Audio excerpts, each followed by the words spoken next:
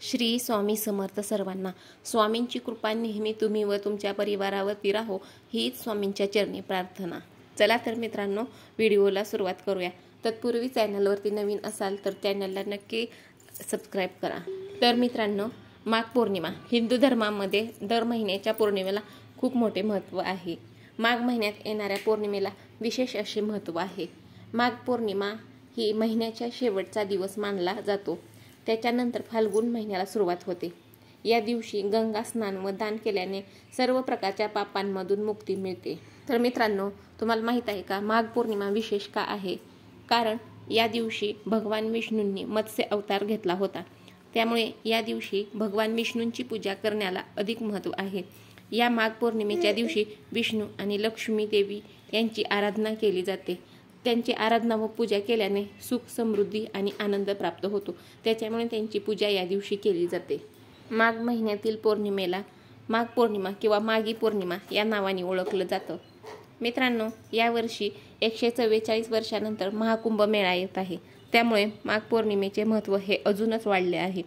या माघ पौर्णिमेला गंगा नदीत स्नान केल्यानंतर भगवान विष्णू व माता लक्ष्मी यांची पूजा केल्याने आपले जीवन हे संपन्न होते व सुख, समृद्धी आपल्या जीवनामध्ये आपल्याला प्राप्त होते. त्यामुळे या दिवशी भगवान विष्णू आणि माता लक्ष्मी यांची पूजा केली जाते. माघ पौर्णिमेचा मुहूर्त हा पंचांगानुसार माघ पौर्णिमा ही बुधवारी 12 फेब्रुवारी रोजी आहे.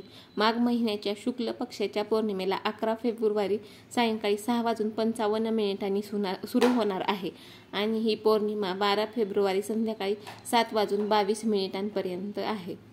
तर मित्रांनो, पौर्णिमेच्या दिवशी भगवान विष्णूंची पूजा करतात आणि काही जण तर योग्य त्या पद्धतीने उपवास सुद्धा करतात. तसेच माघ पौर्णिमेच्या दिवशी शुभ ठिकाणी दिवे लावले जातात. दिवे लावल्यामुळे सुख आणि समृद्धी वाढते. तसेच देवी लक्ष्मी माता यांचा आशीर्वाद सुद्धा नेहमीच आपल्यावरती राहतो. पितृदोषांपासून आराम मिळवण्यासाठी माघ पौर्णिमेच्या दिवशी तुम्ही जर का पवित्र नदीमध्ये स्नान केले तर तुमची सर्व पापांमधून सुटका होईल. या पौर्णिमेच्या दिवशी नदीत स्नान केल्यानंतर दिवेसुद्धा दान करावेत आणि जीवनामध्ये आपल्या आनंद व शांती मिळवण्यासाठी देवाकडे प्रार्थना करावी.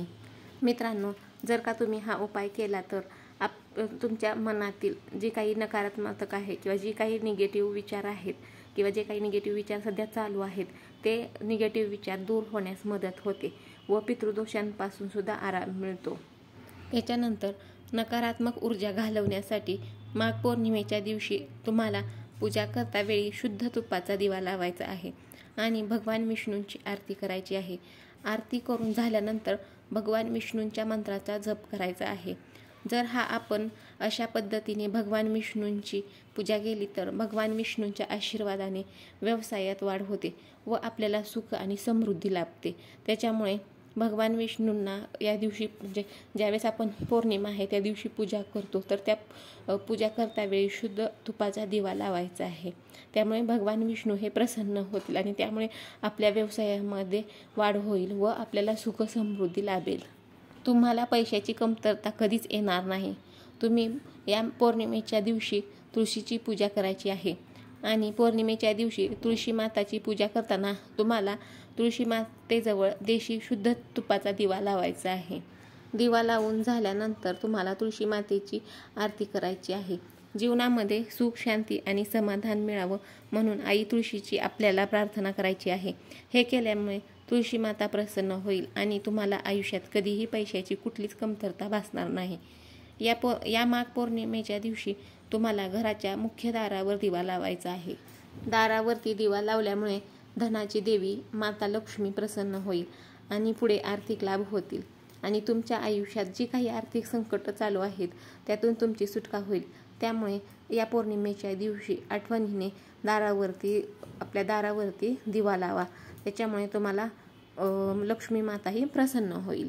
तर मित्रांनो, या दिवशी गंगा स्नानाला खूप जास्त महत्त्व आहे. कारण जगाचे पालनकर्ता गंगेच्या पाण्यात राहतात.